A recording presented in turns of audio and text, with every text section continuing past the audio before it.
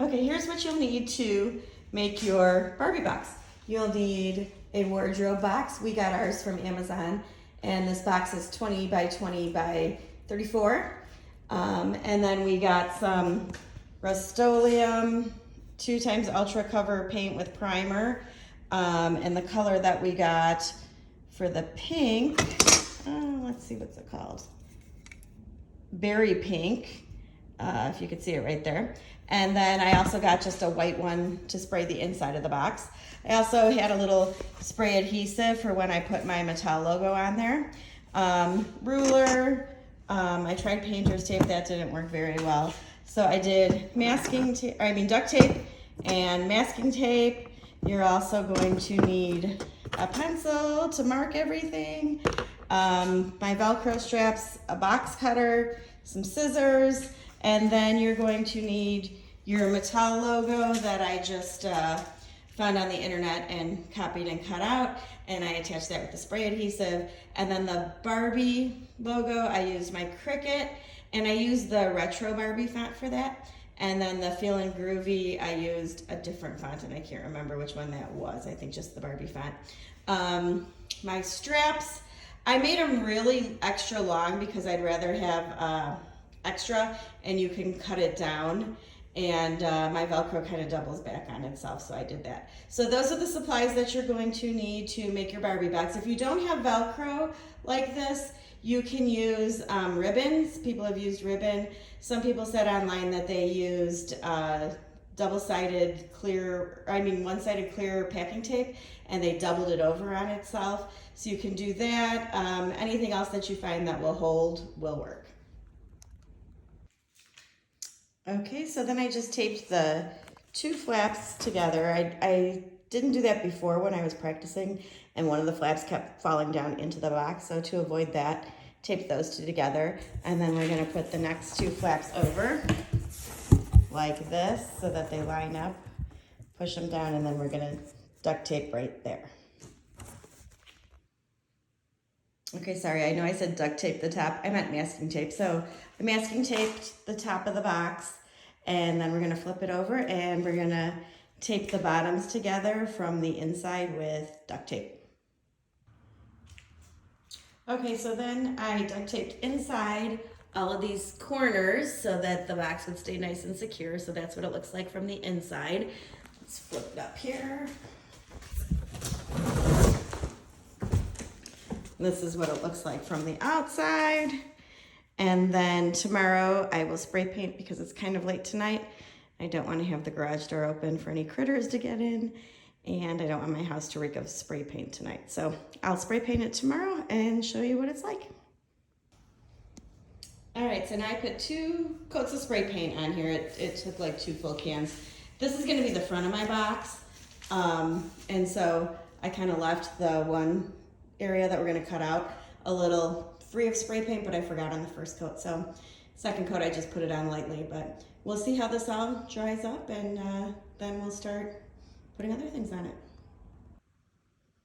Okay, so my box is all spray painted. I think I'm gonna lay it out like this.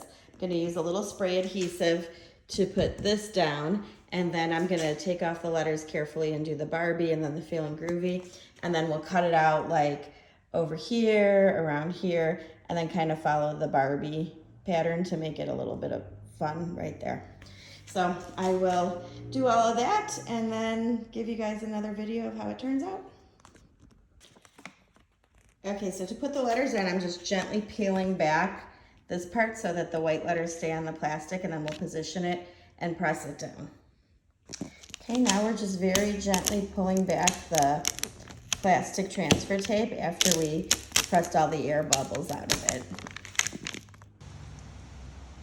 All right, so I got all of my letters on and my little Mattel logo. Because I'm feeling groovy Barbie, I wanted to put a few little flowers on there. So I added those up to the corner and we'll cut around those when we cut out the box.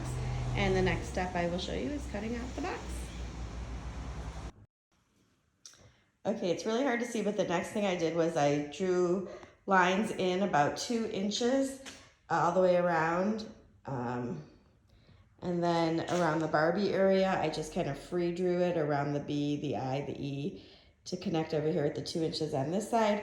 Did the same thing at the top. I kind of drew around my flowers, and I'll cut along there with my box cutter. Okay, so we're getting there. We're almost done. I cut out the Barbie insert part. I can't cut straight, so hopefully everybody else's will look a lot better.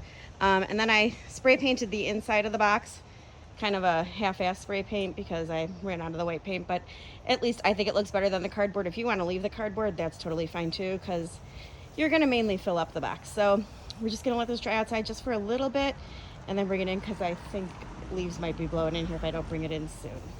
The last thing we'll have to do then, once it dries, probably tomorrow, is put on the straps.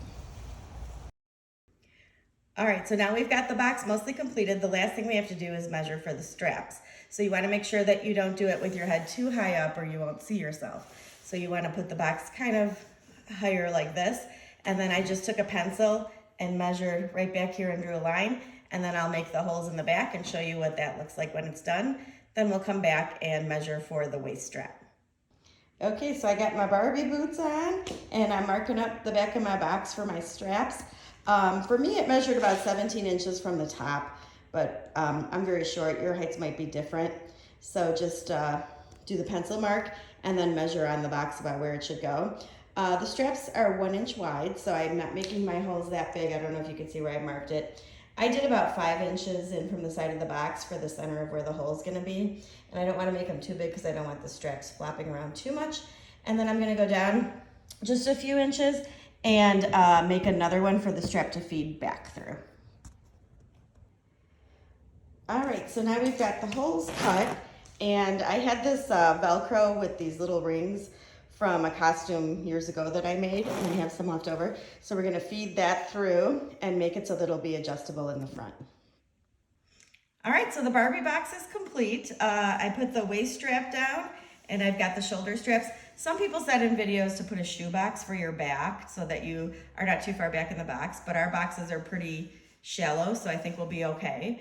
But that's an option for you if you want to do it. Measuring out the straps was a little bit tricky. I thought I had it far enough down. I went 17 inches down. I ended up going 2 more inches down on it. And then, just stop. And then the waist strap, I measured where that would be with some pencil marks and then fed it through. So I'm going to turn around so you can see the back. All right, so you can see where all the things are. And I think it's going to be good. Did you get my boots? Yeah.